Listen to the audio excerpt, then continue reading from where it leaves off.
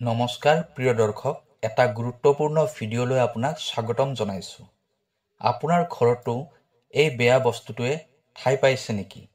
আপোনাৰ ঘৰতো কোনোবা নিচা সেৱন কৰা মানুহ আছে নেকি? আপোনাৰ ঘৰৰ কোনোবা এজন সদস্যই ইমানেই মদ খায় যে আপোনাৰ ঘৰৰ শান্তি ভংগ হৈ গৈছে। ঘৰত সুখ সমৃদ্ধি নোহোৱা হৈ গৈছে। দিনে ৰাতিয়ে ঘৰত কেৱল কাজিয়া পেচাল হৈ থাকে আৰু ওচৰ চুবুৰীয়া মানুহবোৰে আপোনাৰ ঘৰখনক বেয়া দৃষ্টিৰে চায়। ঘৰত সদায় কাজিয়া পেচাল হৈ থকা বাবে গালি গালাজৰ শব্দ আপোনাৰ ঘৰৰ পৰা বাহিৰলৈ ওলাই যায়। আপোনাৰ ঘৰলৈ কোনো মানুহ আহিব নিবিচাৰে। এইখন মদাহীৰ ঘৰ। এইখন ঘৰলৈ আমাৰ ল'ৰা ছোৱালীক কেতিয়াও নপঠাওঁ। ল'ৰা ছোৱালী বেয়া হৈ যাব। কোনো ভদ্ৰলোক আপোনাৰ ঘৰলৈ আহিব নিবিচাৰে, কাৰণ ঘৰৰ এজন ব্যক্তিয়ে ৰাতিপুৱাৰ পৰা গধূলিলৈ নিৰন্তৰভাৱে কেৱল মদ্যপান কৰি থাকে। তেওঁ মদৰ প্ৰতি আসক্ত হৈ গৈছে। প্ৰিয় দৰ্শক, আছামিজ এষ্ট্ৰলজীলৈ আপোনাক স্বাগতম জনাইছোঁ। মই এষ্ট্ৰলজাৰ ধীৰাজ শৰ্মা। ভিডিঅ'টো শ্বেয়াৰ কৰি দিব আৰু কমেণ্টত লিখিব জয় মা লক্ষ্মী। প্ৰিয় দৰ্শক, যদি আপোনাৰ ব্যক্তিগতভাৱে কিবা সমস্যা হৈ আছে, তেনেহ'লে ভিডিঅ'ৰ স্ক্ৰীণত দিয়া নম্বৰত আমাৰ সৈতে যোগাযোগ কৰিব। আমি আপোনাৰ সমস্যাসমূহ সমাধান কৰিবলৈ চেষ্টা কৰিম।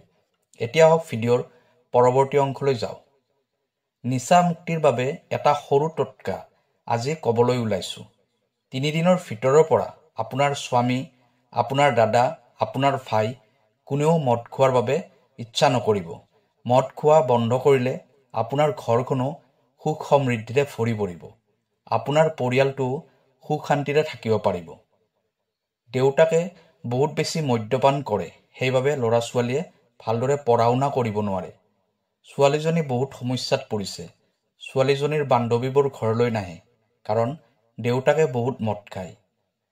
তেওঁলোকৰ ঘৰলৈ নিজৰ ছোৱালীক অকলে পঠাবলৈ টান পায়। সকলো ঠাইতে অপমানিত হ'ব লগা হয় কেৱল মদ খোৱাৰ বাবে। যদি এনেকুৱা অৱস্থা আপোনাৰ ঘৰতো নিৰন্তৰভাৱে হৈ আছে, তেনেহ'লে এটা সৰু প্ৰয়োগ ছোৱালীয়ে কৰিব পাৰে নিজৰ দেউতাকৰ মদ খোৱা অভ্যাস এৰাবৰ বাবে। পত্নীয়ে কৰিব পাৰে স্বামীৰ মদ খোৱা অভ্যাস এৰাবৰ বাবে, নাইবা মাকে ল'ৰাৰ মদ খোৱা অভ্যাস এৰাবৰ বাবে এই প্ৰয়োগটো কৰিব পাৰে। সেইজন ব্যক্তিৰ ওপৰত প্ৰয়োগটো কৰিব যিয়ে নিচাটো অভ্যাসত পৰিণত কৰি লৈছে। এই মদে আপোনাৰ ঘৰ ভাঙি আছে, পৰিয়ালটো থানবান হৈ গৈ আছে, তেতিয়া এই প্ৰয়োগটো কৰিব। আজি যিটো ক'বলৈ ওলাইছোঁ, এইটো উপায় নহয়, টোটকা হয়। টোটকাৰ প্ৰথম চৰ্ত এইটোৱেই হ'ল যে এই টোটকাটো কৰাৰ সময়ত আপোনাক কোনেও দেখিব নালাগিব। এই টোটকাটো কৰাৰ সময়ত আপোনাক কোনেও বাধা দিব নালাগিব। মদ খোৱা মানুহবোৰে কি তেওঁলোকে কেৱল নিচা কৰিব জানে, কিন্তু তেওঁৰ বাবে যে ঘৰখন বেয়া হৈ গৈ আছে, ঘৰখন ধ্বংস হৈ গৈ আছে, তেওঁৰ পত্নীৰ জীৱনটো ধ্বংস হৈ যায়, সেই মদেই তেওঁৰ ল'ৰা ছোৱালীৰ ভৱিষ্যতটো বেয়া কৰি আছে, কিন্তু তেওঁ এইবোৰ কথা একোৱেই নাভাবে। তেওঁ মদ এৰিব নিবিচাৰে, নাইবা তেওঁ মদ এৰিবই নোৱাৰে। ঘৰত বয়সস্থ মাক দেউতাক আছে, তেওঁলোকো বহুত অশান্তিত আছে। আহক আজি সেই টোটকা জনাই দিওঁ। বহুত মানুহৰ ৰিকুৱেষ্টত এই ভিডিঅ'টো বনাইছোঁ। গুৰুত্ব দি শুনিব কথাবোৰ, একেবাৰে স্কিপ নকৰিব, খৰধৰকৈ নকৰিব, লাহে লাহে কথাবোৰ বুজি লৈ কৰিব। সম্পূৰ্ণ বিশ্বাসেৰে কৰিব। আপোনাৰ বিশ্বাসেই আপোনাক জয়ী কৰাব। আপুনি সফল হৈ আছে, কাৰণ আপুনি সকলোবোৰ বস্তুতে আস্থা ৰাখে। মনোযোগ দি শুনিব টোটকাটো। কেনেকৈ কৰিব লাগিব, কোনদিনা কৰিব লাগিব আৰু কেতিয়া কৰিব লাগিব। আমাক 3টা বস্তুৰ প্ৰয়োজন হ'ব। প্ৰথম, সেই মদৰ বটলটোৰ পৰা অলপ মদ, যি মদ আপোনাৰ স্বামীয়ে সেৱন কৰে, আপোনাৰ ল'ৰাই সেৱন কৰে, আপোনাৰ ভাই সেৱন কৰে। অলপ কষ্ট হ'ব, কিন্তু আপুনি সেই বটলটোৱে আনিব লাগিব। বটলটো পুৰণা হ'ব পাৰে, সেই বটলটোৰ পৰা কেতিয়াবা মদ খাইছিল, বটলটোৰ তলত অলপ মদ থাকিব লাগিব, অলপ মাত্ৰ মদ লাগিব, যিটো বটলৰ পৰা তেওঁ কেতিয়াবা মদ খাইছিল। দ্বিতীয়তে, আপোনাৰ স্বামী, আপোনাৰ দেউতা, আপোনাৰ ভাই যিয়ে মদ খায়, তেওঁ যেতিয়া ঘৰলৈ আহিব, জোতা চেণ্ডেল খুলি যেতিয়া তেওঁ ঘৰৰ ভিতৰলৈ সোমাই যাব, সেই জোতা চেণ্ডেলৰ পৰা ধূলিখিনি ল'ব, যিখিনি ধূলি তেওঁ বাহিৰৰ পৰা লৈ আহিছে।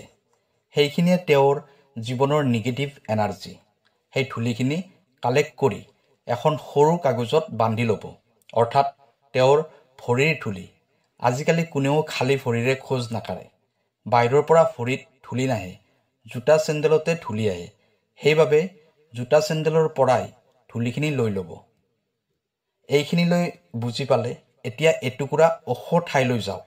আপোনাৰ ঘৰৰ ওচৰৰ একেবাৰে ওখ ঠাই টুকুৰালৈ যাওক আৰু সেই ওখ ঠাইখিনিৰ পৰা একমুঠি মাটি লৈ আহিব, সম্পূৰ্ণ একমুঠি মাটি লৈ আহিব।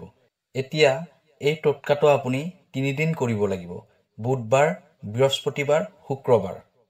বুধবাৰৰ পৰা আৰম্ভ কৰিব আৰু শনিবাৰে সমাপ্ত কৰিব লাগিব। এতিয়া কেনেকৈ কৰিব কামখিনি? এটা পাত্ৰ ল'ব, যিটো পাত্ৰ আপুনি পেলাই ৰাখিছে, যিটো পাত্ৰ আপুনি ব্যৱহাৰ নকৰে, যিটো পাত্ৰ আপুনি বৰ্তমান ব্যৱহাৰ কৰি আছে, সেই পাত্ৰটো নল'ব। সেই ওখ ঠাইখিনিৰ পৰা অনা মাটিখিনি পাত্ৰটোত ৰাখি দিব আৰু যিখিনি ধূলি আপুনি জোতা চেণ্ডেলৰ পৰা কালেক্ট কৰিছিল, সেই ধূলিখিনিও পাত্ৰটোত ৰাখি দিব আৰু যিখিনি মদ বটলটোৰ পৰা কালেক্ট কৰিছিল, সেই মদখিনিও পাত্ৰটোত ৰাখি দিব। তাৰপিছত সেই মদখিনিৰে মাটিখিনিত মিহলি কৰি এটা বল বনাই ল'ব। আটাৰ যেনেকৈ বল বনায় তেনেকৈ বল বনাই ল'ব।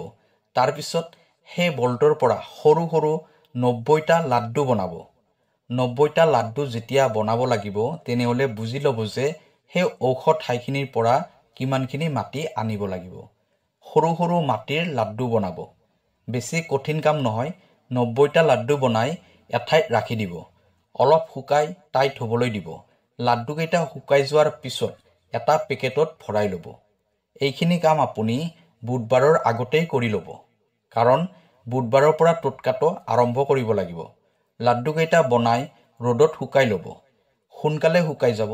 যেতিয়া আপুনি লাড্ডুকেইটা বনাই আছিল নাইবা সেই কামখিনি কৰি আছিল, তেতিয়া আপুনি মুখেৰে এটা শব্দ উচ্চাৰণ নকৰিব আৰু মনত ৰাখিব সেই কামখিনি কৰি থকা সময়ত আপোনাক যাতে কোনেও দেখা নাপায়, কাৰো লগত কথা নাপাতিব। মনটো একেবাৰে শান্ত কৰি লৈ কামখিনি কৰিব। কাৰোবাক আপুনি ভাল কৰিবলৈ ওলাইছে, কাৰোবাক ধ্বংস হোৱাৰ পৰা বচাব বিচাৰিছে। এতিয়া সেই মদ খোৱা ব্যক্তিজনে যেতিয়া বুধবাৰে ৰাতি শুবলৈ যাব, তেতিয়া তেওঁৰ বিচনাৰ তলত ভৰিৰ পৰা মূৰলৈ যিকোনো এটা অংগ স্পৰ্শ হোৱাকৈ সেই 90টা লাড্ডুৰ পেকেট ৰাখি দিব।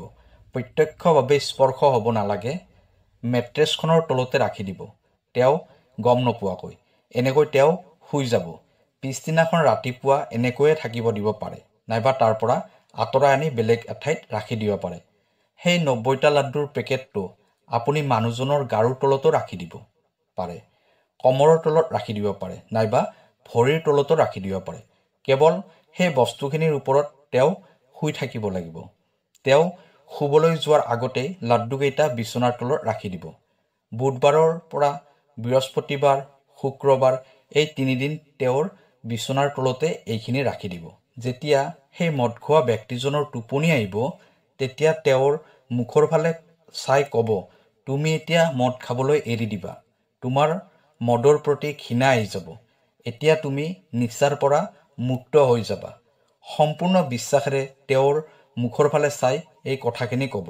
যিয়ে এই টোটকাটো কৰিছে তেওঁ ক'ব লাগিব। এনেকৈ আপুনি 3টা ৰাতি ক'ব লাগিব, বুধবাৰ, বৃহস্পতিবাৰ আৰু শুক্ৰবাৰে ৰাতি। 3 দিন পিছত অৰ্থাৎ শনিবাৰে সেই লাড্ডুৰ পেকেটটো লৈ গৈ যিকোনো এজোপা আঁহত গছৰ তলত পেকেটটো খুলি লাড্ডুকেইটা পুতি দিব। প্ৰণাম কৰিব আঁহত গছজোপাক। আঁহত গছজোপাক প্ৰাৰ্থনা কৰক, তেওঁ যাতে মদ খোৱাটো এৰি দিয়ে, নিচাৰ পৰা মুক্ত হৈ যায়, তেওঁৰ জীৱনটো ধ্বংস হোৱাৰ পৰা বাচি যায়। এইটো টোটকাটো প্ৰমাণিত হয়। যিয়ে টোটকাটোৰ প্ৰয়োগ কৰিছে তেওঁ নিশ্চয় ফল পাইছে। আপুনিও এবাৰ কৰি চাওক। প্ৰিয় দৰ্শক, ভিডিঅ'টো কেনেকুৱা লাগিলে জনাব। কাইলৈ আকৌ লগ পাম। ধন্যবাদ।